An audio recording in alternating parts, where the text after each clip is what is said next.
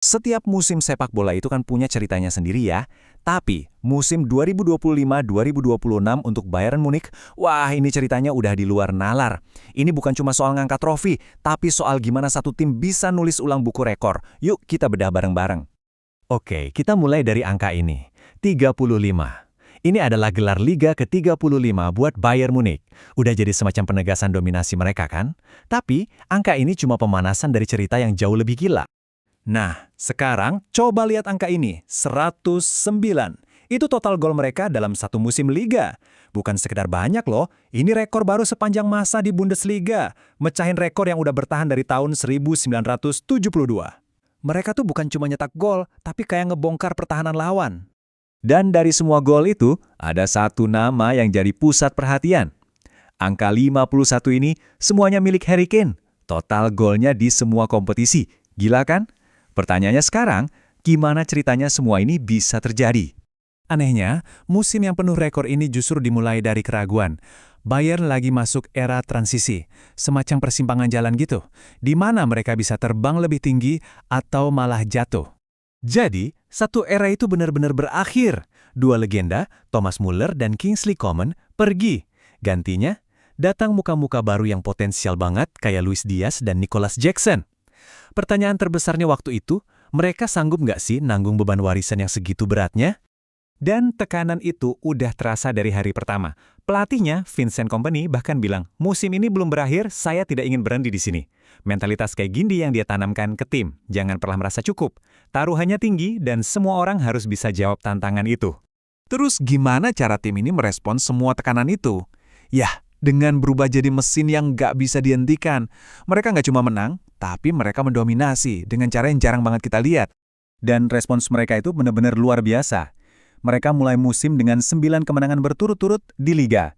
Terus rentetan kemenangan itu lanjut sampai 13 kali di semua kompetisi, mecahin rekor internal klub. Puncaknya, 16 kemenangan beruntun. Rekor baru buat semua tim di 5 liga top Eropa.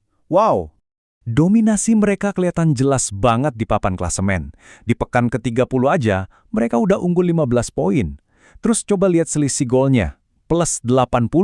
Pesaing terdekatnya ditinggal jauh banget. Ini sih bukan lagi persaingan, ini kayak pertunjukan solo. Kekuatan lini serang mereka lebih bikin geleng-geleng kepala lagi. Total 109 gol. Tim peringkat 2 dan 3 aja golnya cuma separohnya. Rasanya kayak mereka main di liga yang berbeda. Tapi, di balik mesin gol yang gila-gilaan ini, ada kekuatan lain yang jadi motor penggerak mereka. Sebuah kekuatan yang nggak kelihatan di statistik, dan pusatnya ada di sang ujung tombak, Harry Kane. Harry Kane sendiri bilang, ini musim yang fantastis. Semua kerja keras, ini membuatnya sepadan. Tapi, di balik kalimat itu, ada sumber kekuatan yang lebih dalam lagi. Nah, ini jadi pertanyaan kan? Apa sih yang sebenarnya mendorong seorang atlet kayak Kane buat terus-terusan tampil di level setinggi ini? Ternyata, jawabannya bukan cuma soal latihan fisik atau taktik di lapangan. Jawabannya jauh lebih personal.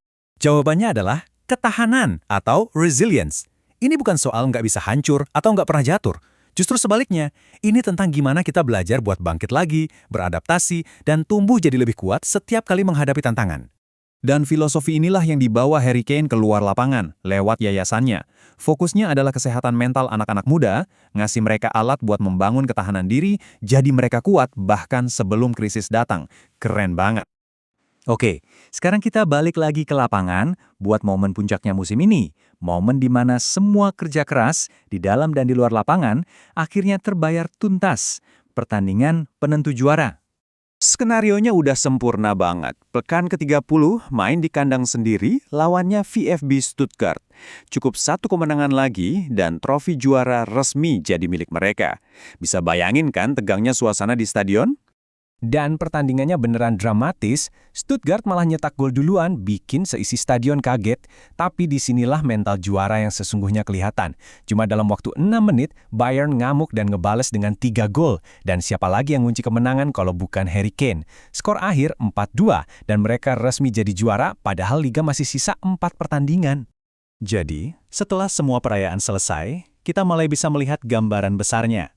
Musim ini ternyata bukan cuma soal satu trofi, tapi soal membangun sebuah warisan yang beda yang dipimpin oleh seorang pemain yang dampaknya jauh melampaui lapangan hijau. Di sini, kita bisa lihat dua sisi dari seorang Harry Kane. Di satu sisi, dia adalah sang pemecah rekor, 51 gol, top skor, gelar juara. Di sisi lain, dia adalah seorang advokat, misinya untuk kesehatan mental dan pesannya tentang ketahanan. Dan keduanya ini nggak bisa dipisahkan dari siapa dia sebenarnya. Nah, ini yang akhirnya membawa kita ke sebuah pertanyaan penting. Kalau kita lihat lagi musim bersejarah Bayern Munich dan perjalanan seorang Harry Kane, kita jadi bertanya-tanya, warisan sejati seorang atlet itu diukur dari apa sih? Dari jumlah piala yang ada di lemari, atau dari dampak positif yang dia tinggalkan buat dunia di sekitarnya? Sebuah pertanyaan yang menarik untuk kita renungkan.